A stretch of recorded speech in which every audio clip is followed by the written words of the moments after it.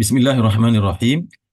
Assalamualaikum warahmatullahi wabarakatuh. Alhamdulillah, nahmaduhu wa nasta'inuhu wa nastaghfiruh wa na'udzu billahi min syururi anfusina wa min sayyiati a'malina. Man yahdihillahu fala mudilla lah wa man yudlil fala hadiya lah. Asyhadu an la ilaha illallah wahdahu la syarika lah wa asyhadu anna sayyidana wa nabiyyana Muhammad sallallahu alaihi wasallam la nabiyya ba'dah. Amma ba'd. Yang saya hormati dan saya muliakan Bapak dan Ibu, ikhwan serta akhwat, saudara-saudari sekalian, peserta Majelis Tadabbur Al-Quran yang dirahmati oleh Allah Subhanahu wa Ta'ala. Pertama sekali, mari kita bersyukur kehadirat Allah Subhanahu wa Ta'ala. Pagi hari yang cukup baik ini, Allah memberikan kepada kita kembali taufik dengan kudrah dan inayahnya, sehingga kita bisa hadir kembali dalam majlis ini. Mudah-mudahan semua dalam keadaan sehat walafiat, tidak kekurangan sesuatu apapun. Dan kita berharap pada Allah untuk senantiasa diberikan keistiqomahan sehingga kita menjumpainya dalam keadaan husnul khatimah. Amin ya rabbal alamin. Salawat beserta salam kita doakan untuk Nabi kita, suri tauladan kita Nabi Muhammad sallallahu alaihi wa ala alihi wa sahbihi wasallam. Baiklah Bapak dan Ibu rahimakumullah, pagi ini insyaallah kita kembali berjumpa untuk melanjutkan kajian tadabbur Al-Quran kita yang akan membahas surah Al-Maidah dimulai dari ayat 14 sampai ayat 17 insyaallah ya. Baik Bapak dan Ibu rahimakumullah, mari kita masuk kepada tadabbur ayat-ayat yang tadi telah kita dengarkan. Sebelumnya kita coba melihat dulu ayat terakhir yang kemarin kita tadabburi, ayat 13, atau dalam 2-3 ayat sebelumnya Allah Subhanahu wa taala berbicara tentang orang-orang Bani Israel ya, ahlul kitab dari kalangan Bani Israel atau Yahudi yang mereka itu telah dilaknat oleh Allah Subhanahu wa taala, dan Allah jadikan hati mereka itu hati yang membatu, hati yang keras, hati yang tidak memiliki lagi rasa kemanusiaankah, yang tidak memiliki lagi rasa keimanan kepada Allah Subhanahu wa taala, karena akibat ulah tangan mereka yang merubah-rubah Alkitab ya, merubah-rubah Taurat, merubahnya dengan sesuai dengan hawa nafsu mereka. Namun demikian ya, Rasulullah SAW pada saat masa dakwahnya di Madinah itu tetap diperintahkan oleh Allah untuk memaafkan mereka, ya, tidak mengumumkan perang kepada mereka. Ya, tentunya di antara hikmahnya adalah agar mereka diberikan waktu untuk mendapatkan hidayah, ya, sebelum nanti diumumkan perang untuk menumpas siapa saja orang-orang yang ingkar pada Allah Subhanahu wa taala dan mengganggu dakwah Rasulullah sallallahu alaihi wasallam. Itu kemarin berarti Allah bercerita tentang sekelompok orang atau orang dari golongan Bani Israel atau Yahudi ya. Kemudian di ayat yang 14 ini Bapak dan Ibu, Allah pun kemudian beralih membahas tentang orang-orang Nasrani, orang-orang Kristen ya. Allah mengatakan wa minal ladzina qalu, dan di antara orang-orang yang berkata inna nasara, sesungguhnya kami ini adalah orang-orang Nasrani. Nasara ini seperti yang pernah kita sampaikan sebelumnya adalah gelar atau penyebutan yang dinisbahkan kepada pengikut Nabi Isa dari kalangan Al-Hawariyun ya. Al-Hawariyun yang mengatakan nahnu ansarullah, kami adalah penolong-penolong agama Allah, penolong-penolong Nabi Allah, yaitu Nabi Isa alaihissalam. Maka kepada mereka ini disematkan gelar dengan Nasara ya. Nasara itu jamak, kalau mufradnya atau satu tunggalnya Nasraniyun ya. Jadi orang Nasrani, jamaknya Nasara ya. Mereka mengatakan sesungguhnya di antara orang-orang yang berkata bahwasanya mereka adalah orang-orang Nasrani, para penolong-penolong Allah, penolong-penolong agama Allah, akhadna mitsaqahum, di mana mereka itu kami telah mengambil perjanjian dengan mereka. Allah Subhanahu wa taala telah mengambil perjanjian dengan mereka bahwasanya mereka akan menolong agama Allah, menolong Rasul Allah, ya, meneruskan ajaran tauhid. Lalu apa yang terjadi? Fanasu hazzam mimma dzukiru. Lalu malah ternyata setelah Nabi Isa alaihissalam itu diangkat ke langit oleh Allah dan mereka ditinggalkan oleh Nabiullah Nabi Isa, lalu mereka pun juga lupa terhadap apa yang dijanjikan kepada mereka, apa-apa yang telah diberikan peringatan kepada mereka melalui Nabi Isa alaihissalam, berupa agama tauhid, berupa syariat-syariat Allah yang agung. Apa yang terjadi? Mereka juga sama dengan perangainya dengan orang-orang Yahudi, ya. Mereka juga merubah dan menggubah kitab Injil yang diwariskan oleh Nabi Isa kepada mereka.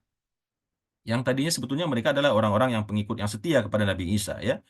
Namun karena tersesat, karena sebagian besar mereka menganggap Nabi Isa itu mati terbunuh oleh orang-orang Yahudi, disalib, dan kemudian lahirlah orang-orang yang tampil merubah-rubah akidah agama Nasrani itu, mengatakan Tuhan ada Tuhan Bapa, Tuhan Ibu, Tuhan Anak, ya. Mengatakan Nabi Isa telah menebus jiwanya yang merupakan anak Tuhan, merebus jiwanya untuk menebus kesalahan manusia yang ada di muka bumi, maka menjadi sesatlah mereka setelah itu, peninggal Nabi Isa. Maka apa yang terjadi? Apa yang Allah berikan kepada mereka? Kata Allah, فَأَغْرَيْنَا بَيْنَهُمُ الْعَدَاوَةَ وَالْبَغْضَاءَ. Maka akibat mereka ingkar, berpaling daripada tauhid, ajaran agama Nabi Isa alaihissalam, yaitu Islam juga ya agamanya ya. Maka kata Allah, فَأَغْرَيْنَا بَيْنَهُمُ الْعَدَاوَةَ. Lalu kami timbulkan ya, kami tumbuhkan di antara sesama mereka itu al-adawata wal baghdha'a. Rasa permusuhan dan rasa kebencian. Jadi di sini kita bisa memahami Bapak dan Ibu ya, dan ini masih terus berlanjut sampai hari ini. Ternyata di kalangan umat-umat agama lain itu seperti Nasrani itu terjadi juga perpecahan, permusuhan dan kebencian yang sangat dahsyat ya. Bahkan sampai mereka juga terpecah menjadi beberapa agama. Ada Kristen Protestan, ada Kristen Katolik, ada Anglikan, ada lagi Ortodok ya. Kalau Ortodok itu banyak di Timur Tengah ya, di Mesir, Lebanon, Suriah. Nah, itu mungkin sebagian orang mengatakan mereka yang masih agak dekat katakanlah ritual-ritualnya, budayanya dengan agama Islam. Ya, itu banyak di Palestina juga banyak ya. Nah, itu hukuman dari Allah kepada mereka. Allah timbulkan di antara sesama mereka itu rasa permusuhan dan rasa kebencian. Ila yaumil qiyamah, sampai hari kiamat. Nah, bayangkan Bapak dan Ibu ya. Tahsabuhum jam'an wa qulubuhum syatta. Kita kira orang-orang kafir itu yang nampak oleh pandangan kita itu mereka kompak ya, saling membahu memusuhi umat Islam. Tahsabuhum jam'an wa qulubuhum syatta. Kalian kira mereka itu kompak bersatu padu, padahal hati mereka itu saling terpecah ya. Antara Amerika dengan Inggris itu ternyata ada permusuhan. Antara Inggris dengan Perancis itu ada permusuhan. Antara Perancis dengan Italia ada permusuhan. Dengan Spanyol, dengan Australia. Sesama mereka itu ada permusuhan sebetulnya ya. Namun ya, karena kita bukannya karena kalah oleh hebatnya keadaan musuh kita, tidak. Tapi keadaan kita yang justru lebih lemah dari mereka. Karena umat Islam juga terpecah-pecah ya. Umat Islam terpecah-pecah, ada Sunni, ada Syi'i, ada apa lagi? Bahkan juga ada organisasi-organisasi di Indonesia, misalnya ada NU, ada Muhammadiyah, ya. Yang meskipun itu sebetulnya tidak sesuatu hal yang salah, tapi sebagian besar oknum-oknumnya ya, yang menganggap organisasi ini sudah mendekati seperti agama, ya. Padahal itu cuma sebuah organisasi, ya. Agama kita adalah Islam yang bermadzhab Ahlus Sunnah wal Jamaah. Nah, demikian kata Allah mengenai orang-orang Nasrani. Wasaufa yunabbi'uhumullahu bima kanu yasna'un. Dan nanti kelak hari kiamat Allah akan kabarkan kepada mereka bima kanu yasna'un, dengan apa-apa yang dulu pernah mereka kerjakan di dunia berupa berubah-ubah kitab Injil ya, berubah menyesatkan manusia, melawan atau merongrong Nabi Muhammad sallallahu alaihi wasallam, dan hal-hal sesat yang mereka lakukan, yang mereka karang-karang ya, yang mengatakan Allah punya anak lah, Allah punya istri dan sebagainya. Kelak pada hari kiamat semua akan Allah perlihatkan kepada mereka apa yang dulu mereka lakukan di atas dunia. Kemudian Bapak dan Ibu rahimakumullah, di ayat yang 15 Allah mengatakan ya ahlal kitabi, ya ahlal kitabi. Kalau kita kembali kepada ayat yang sebelumnya, berarti yang dimaksud dengan ahlul kitab di sini adalah orang-orang Nasrani ya. Meskipun sebagian ahlu takwil lain mengatakan ini umum sifatnya, mencakup orang Nasrani dan orang-orang Yahudi juga. Ya ahlal kitabi, wahai sekalian ahlul kitab. Ya, ahlul kitab Bapak dan Ibu insya Allah sudah tahu ya, orang-orang yang diberikan kitab sebelum kita. Itu orang-orang Yahudi dan orang-orang Nasrani. Kata Allah, qad ja'akum rasuluna. Telah datang kepada kalian rasul kami. Rasul kami di sini berarti rasulnya masing-masing ya. Kalau kepada orang Yahudi berarti Nabi Isa, Nabi Musa alaihissalam. Kalau kepada orang Nasrani berarti Nabi Isa alaihissalam. Kata Allah, ya ahlul kitab, wahai ahlul kitab sekalian, sungguh telah datang kepada kalian, kepada kamu sekalian, Rasul kami, ya, yubayyinu lakum katsiran mimma kuntum tukhfuna minal kitab. Yang mana profesinya, pekerjaannya Nabi itu, tugasnya adalah menjelaskan kepada kalian banyak atau kebanyakan dari apa-apa kuntum tukhfuna minal kitab, dari apa-apa yang kalian sembunyikan daripada Alkitab. Ya, baik. Saya teringat Bapak dan Ibu, ternyata di antara takwil yang lain justru ada yang mengatakan ahlul kitab di sini adalah ahlul kitab yang ada pada zaman Rasulullah Sallallahu Alaihi Wasallam di Madinah. Jadi Allah menyeru ahlul kitab, orang-orang Yahudi dan orang-orang Nasrani yang ada di Madinah waktu itu. Allah mengatakan, wahai ahlul kitab sekalian yang ada di Madinah. Bukan ahlul kitab yang ada pada zaman Nabi Musa dan Nabi Isa ya. Wahai ahlul kitab yang ada di Madinah yang masih tidak mau beriman kepada dakwah Nabi Muhammad sallallahu alaihi wasallam, kata Allah, qad ja'akum rasuluna, telah datang kepada kalian nabi kami. Siapa nabi kami? Itu Nabi Muhammad sallallahu alaihi wasallam. Yang mana Nabi Muhammad itu, kata Allah, yubayyinu lakum katsiran mimma kuntum tukhfuna minal kitab. Dia itu datang menjelaskan untuk kalian betapa banyak ya, kebanyakan atau jumlah yang banyak dari apa-apa yang dulu kalian sembunyikan daripada kitab. Jadi Nabi Muhammad itu diutus oleh Allah untuk menyingkap kepalsuan-kepalsuan atau kebenaran-kebenaran yang disembunyikan oleh ahlul kitab ini. Ya, yubayyinu lakum katsiran mimma kuntum tukhfuna minal kitab. Ya. Jadi itulah fungsinya Nabi Muhammad diutus kepada umat pada waktu itu termasuk pada ahlul kitab untuk membongkar kepalsuan-kepalsuan mereka, untuk membongkar dan menyingkap apa-apa yang mereka sembunyikan daripada Alkitab ya. Dalam tafsir At-Tabari, di antara yang mereka sembunyikan itu adalah beberapa syariat-syariat Allah seperti hukum rajam sampai mati kepada seorang laki-laki atau perempuan yang telah pernah menikah ketika dia berzina. Itu tidak ada di dalam kitab mereka, dihapus. Padahal ada. Ya, maka datanglah Al-Qur'an, datanglah Rasulullah SAW dengan sunnah dan hadisnya yang menjelaskan kalau ada seorang perempuan atau laki-laki yang berzina, dalam artian berzina yang sebenarnya tentunya, dan cukup saksinya atau mungkin mereka mengakui dengan lisannya, maka wajib hukumnya dirajam sampai mati atau sampai meninggal ya. Nah, itu dulu yang termasuk di antara perkara syariat, hukum syariat yang disembunyikan oleh orang-orang ahlul kitab ini. Wallahu alam apa motivasinya? Mungkin mereka eh, suka berzina kah? Orang-orang yang sudah menikah suka selingkuh, suka berzina. Naudzubillah, mereka sembunyikan itu. Datang Rasulullah, disingkap oleh Rasulullah bahwasanya ada ternyata Allah sampaikan wahyu tersebut dalam kitab-kitab mereka sendiri, baik di kitab Taurat maupun kitab Injil. Jadi Nabi itu datang kepada mereka untuk menjelaskan apa-apa yang mereka sembunyikan. Wa ya'fu an katsir, dan Nabi itu maafkan mereka, banyak sekali Nabi memaafkan mereka ya. Artinya dari semua kesesatan yang mereka lakukan itu tidak semua Rasulullah singkap. Sebagian besar saja. Ya, itu pun yang besar-besar itu sudah cukup membuat mereka malu tentang yang menyingkap kesesatan mereka. Tidak semua disingkap oleh Rasulullah karena Allah mengatakan wa ya'fu an katsir. Nabi memaafkan mereka dalam hal yang sangat banyak, tidak disingkap, tidak dibuka aib-aibnya ya. Kemudian qad ja'akum minallahi nurun wa kitabun mubin. Sungguh telah datang kepada kalian cahaya ya. Jadi Nabi Muhammad SAW itu sebagai cahaya, penerang ya. Penerang bagi kegelapan yang mereka hidup pada saat itu dalam kegelapan, kesesatan. Nabi Muhammad datang kepada mereka dari Allah Subhanahu wa taala sebagai cahaya, penerang ya.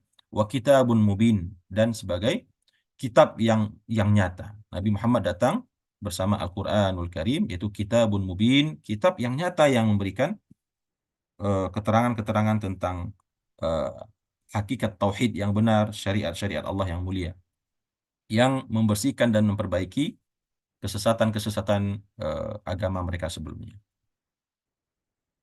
Kemudian kata Allah Subhanahu wa taala, yahdi bihillahu, yang mana Allah beri petunjuk ya, bihi dengan nya ini kembali kepada Nabi Muhammad sallallahu alaihi wasallam atau kembali kepada kitab bisa juga ya. yang Allah berikan petunjuk dengannya, Allah beri petunjuk dengannya, ya, atau Allah menunjuki dengannya Allah. Ini agak terbalik menerjemahkan Bapak Ibu ya. Kalau bahasa Indonesia subjek dulu didahulukan. Allah memberi petunjuk dengannya, ya. Kalau kita terjemahkan letterlek, menunjuki dengannya Allah, agak rancu ya. Jadi kita menerjemahkan Al-Quran, ya memang harus kita apa namanya, kita sesuaikan dengan EYD-nya Indonesia, karena kalau tidak nanti kedengaran rancu ya. Allah memberi petunjuk dengannya, nya itu kembali kepada Nabi tadi atau Al-Quran, Kitabun Mubin. Siapa yang Allah beri petunjuk? Man ittaba'a ridwanahu. Orang-orang yang mengikuti keridhaannya, mengikuti jalan-jalan yang Allah ridhoi, ya. Mengikuti aturan-aturan Allah yang Allah ridhoi, mengikuti jalan hidup, ya, thariqatul hayah yang diridhai oleh Allah Subhanahu wa taala, yang merupakan subulas salam, yang merupakan jalan-jalan keselamatan. Jadi Allah berikan petunjuk kepada siapa? Kepada orang yang mau untuk mengikuti, ya, kehidupan yang diridhai oleh Allah, jalan-jalan kehidupan yang diridhai oleh Allah Subhanahu wa taala, yang mana itu merupakan subulas salam, jalan-jalan untuk mendapatkan keselamatan. Subulas salam atau sabilus salam mufradnya ya, jalan keselamatan, jalan menuju keselamatan di akhirat, ya. Tentu juga di dunia lah ya. Orang yang mengikuti agama Allah ini dengan baik, ya, maka dia pasti mendapatkan keselamatan di akhirat, bahkan di dunia dan di akhirat. Karena kita berdoa, Rabbana atina fid dunya hasanah wa fil akhirati hasanah. Ya, jadi agama itu Bapak dan Ibu bukan saja menjamin keselamatan hidup kita di akhirat kelak, di mana kita dihindarkan dari siksa api neraka dan dimasukkan oleh Allah ke dalam surga, tetapi juga agama itu mengatur kehidupan kita, menggiring kehidupan kita agar menjadi kehidupan yang selamat. Ya, betapa banyak syariat Islam itu Bapak dan Ibu, kalau kita renungkan ternyata semuanya berisi hikmah, berisi sesuatu yang mengantarkan kepada keselamatan. Ya, apa saja itu? Baik dari sisi tauhidnya, dari sisi syariatnya, dari sisi muamalahnya, dari sisi akhlaknya, semua mengantarkan kepada keselamatan manusia. Tidak ada satupun, ya, boleh kita uji ya, apa syariat Islam yang menurut kita tidak mengantarkan manusia kepada keselamatan, ya. Boleh kita uji, boleh kita tantang syariat Allah ini menurut logika kita barangkali, oh ini saya tidak sesuai, ya. Saya tidak setuju ini bertentangan dengan apa namanya, hak azazi manusia kah, atau bertentangan dengan keselamatan manusia. Ya boleh kita diskusikan Bapak dan Ibu ya. Tapi insya Allah kita akan menemukan bahwasanya Islam itu Allah pilih untuk manusia. Al-yawma akmaltu lakum dinakum wa atmamtu alaikum ni'mati wa raditu lakumul Islam madina. Tidak salah Allah memilih Islam sebagai agama manusia sampai akhir zaman, karena Allah telah meletakkan semua aturan-aturan yang menjamin keselamatan kehidupan manusia kalau mengikutinya dengan baik. Kemudian wa yukhrijuhum minadh-dhulumati ilan nur. Allah mengeluarkan, ya, mereka itu dengan hidayah tadi, hidayah yang datang melalui Nabi Muhammad SAW dan kitab yang diturunkan bersamanya itu Al-Quran. Wa yukhrijuhum minadh-dhulumati ilan nur. Allah keluarkan mereka dari kegelapan. Ya, lihat di sini Bapak dan Ibu, az-zulumat, ketika Allah membahas tentang kegelapan digunakan eh, siratnya jamak ya. Zulumat. Zulumat itu artinya kegelapan-kegelapan yang banyak. Kalau mufradnya atau tunggalnya zulmah. Zulmah ya.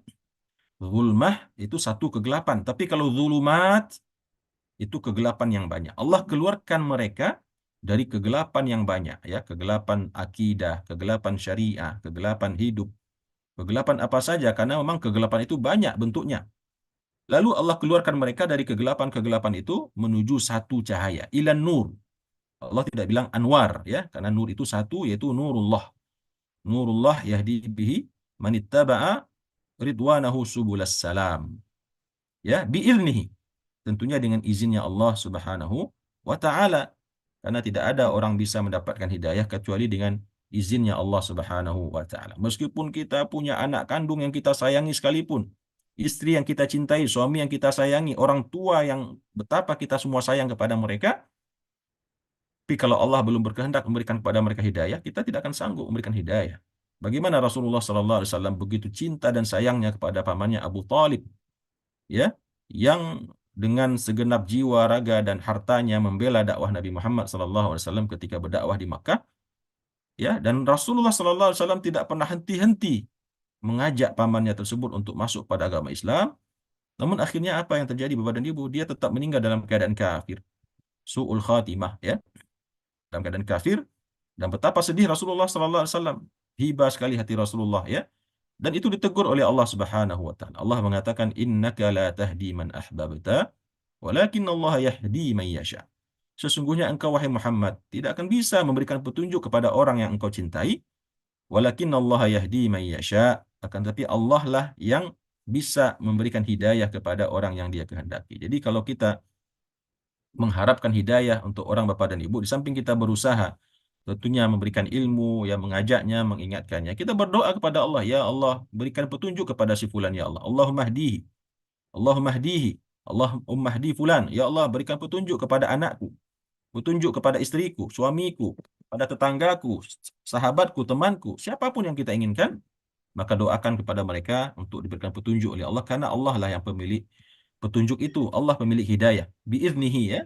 Allah keluarkan mereka dari kegelapan menuju cahaya itu dengan izinnya.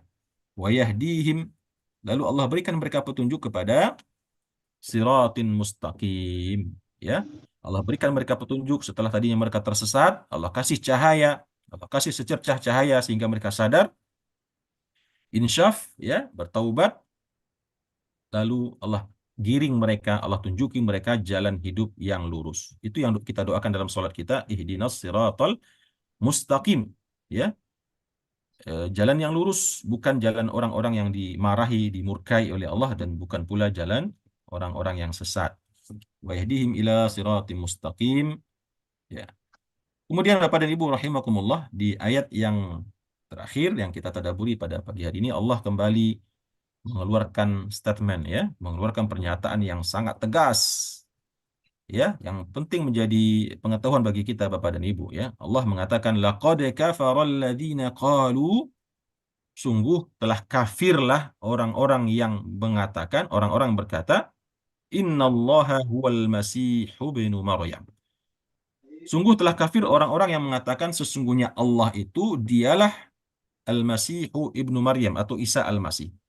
Allah katakan orang yang mengatakan Isa Al-Masih itu adalah Allah, Isa Al-Masih itu adalah Tuhan, ya, maka dia telah kafir. Dan ini yang menjadi akidahnya orang-orang Nasrani pada hari ini, ya. Mereka mengatakan Tuhan itu adalah Yesus, Yesus adalah Tuhan, ya.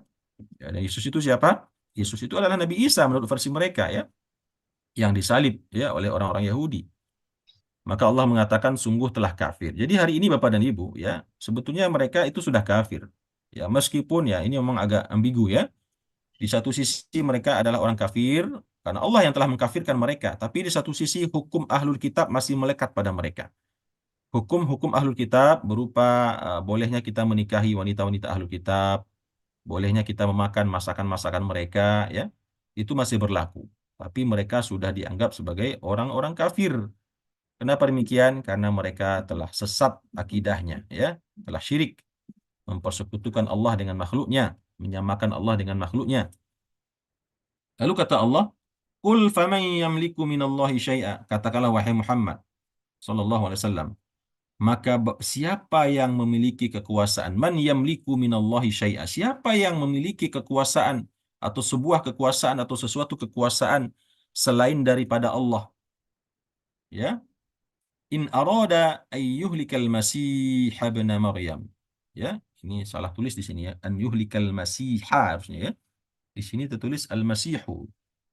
Qul faman yamliku minallahi syai'an in arada an yuhlikal masih ibn Maryam. Maka katakanlah wahai Muhammad, siapa yang memiliki kekuasaan, siapa yang sanggup melawan Allah? Siapa yang kuasa melawan Allah? Kalau seandainya in arada, Allah itu menghendaki untuk membinasakan orang yang dikatakan Tuhan itu, yaitu Al-Masihu ibnu Maryam itu, atau Isa Al-Masih itu. Wa ummahu, bahkan ibunya sekalian. Bahkan wa man fil ardi jami'a, bahkan semua manusia yang ada di muka bumi ini. Kalau Allah berkehendak, jangankan Nabi Isa alaihissalam, Allah bisa binasakan Nabi Isa yang mereka sembah-sembah itu. Allah bisa binasakan ibunya itu, Ibunda Maryam. Bahkan Allah bisa binasakan semua manusia yang ada di atas bumi ini kalau Allah berkehendak. Lalu kenapa kalian menyembah manusia, menuhankan manusia? Isa Al-Masih kata kalian adalah Tuhan. Padahal kalau Allah berkehendak, Allah dengan mudah bisa melenyapkan Nabi Isa. Itu Tuhan seperti apa itu? Yang bisa hilang, ya, yang bisa dibunuh, yang bisa disalib, ya? Bagaimana bisa pikiran akal sehat kita menerima Tuhan bisa dibunuh, bisa disalib, ya? Dan Tuhan bisa menebus kesalahan manusia. Kalau Tuhan ya dia tidak perlu menebus segala, ya. Dia cukup memaafkan saja seperti Tuhannya kita yang tidak perlu pakai menebus-menebus. Ya sudah, karena dia Tuhan, dia cukup memaafkan saja. Sudah, saya maafkan. Bahkan kalau dia tidak memaafkan pun itu tidak mengurangi juga ketuhanannya, kan? Dia tidak mau memaafkan manusia, kurang tidak ketuhanannya Allah? Tidak. Atau dia maafkan, kurang tidak ketuhanannya Allah? Tidak, ya. Dalam sebuah hadis dikatakan, kalaulah semua manusia bermaksiat, dari kalangan jin dan manusia bermaksiat kepada Allah, maka sungguh sedikit pun tidak akan mengurangi kerajaannya Allah, kekuasaannya Allah Subhanahu wa taala. Dan sebaliknya, kalau semua beribadah dengan taat kepada Allah, seujung kuku pun tidak akan menambah kekuasaan Allah karena tidak ada pengaruh bagi Allah. Kita mau ibadah, kita mau taat, kita mau maksiat, tidak ada pengaruh bagi Allah, ya. Maka kata Allah, kalau Allah berkehendak, Allah hancurkan, Allah binasakan Nabi Isa itu, ibunya dan semua manusia.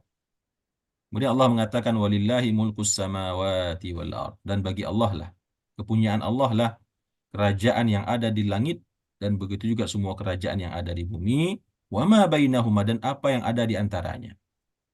Ya, jadi ini bisa memberikan sinyal juga kepada kita Bapak dan Ibu. Ternyata di antara langit dan bumi ini ada kerajaan juga, ya. Karena Allah mengatakan bagi Allah lah, kepunyaan Allah lah kerajaan-kerajaan yang ada di langit, kerajaan-kerajaan yang ada di bumi, wa ma bainahuma, dan apa-apa yang ada di antara keduanya. Wallahu alam, ya. Mungkin maksudnya adalah burung-burung yang sedang terbang, ya. Atau mungkin banyak juga benda-benda yang ada di antara langit dan bumi ini. Maka semua adalah miliknya Allah Subhanahu wa taala. Yakhluqu ma yasha. Allah itu sanggup menciptakan apa saja yang Dia kehendaki. Ya, Dialah yang telah menciptakan apa saja dan Dia sanggup menciptakan apa saja. Wallahu ala kulli syai'in qadir, dan Allah atas segala sesuatu itu maha kuasa, ya, maha sanggup. Apa saja, ya. Apa saja Allah itu maha sanggup.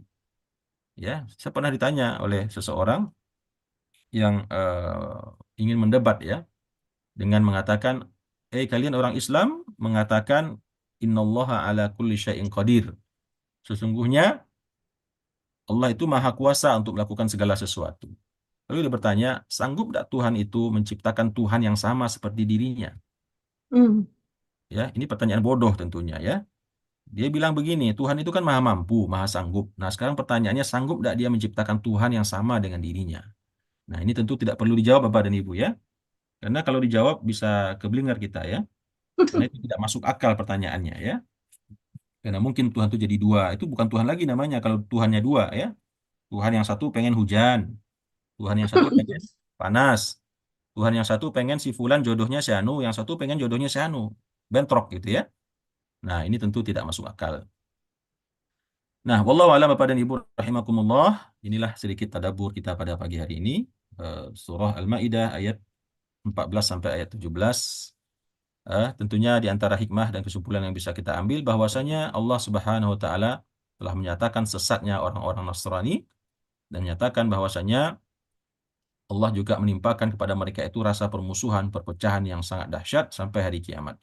Adapun orang-orang yang mengikut dakwah Rasulullah sallallahu alaihi wasallam, beriman dengan Rasulullah sallallahu alaihi wasallam, Allah akan berikan kepada mereka petunjuk, ya, subulas salam, jalan-jalan kehidupan. Allah keluarkan mereka dari kegelapan menuju cahaya, dan Allah berikan mereka petunjuk untuk menjalani siratal mustaqim, kehidupan yang istiqamah, kehidupan yang lurus di jalannya Allah Subhanahu wa taala. Dan ayat yang terakhir Allah menegaskan, mengeluarkan statement bahwasanya telah kafir orang yang menyatakan Isa Al-Masih itu adalah Tuhan, ya.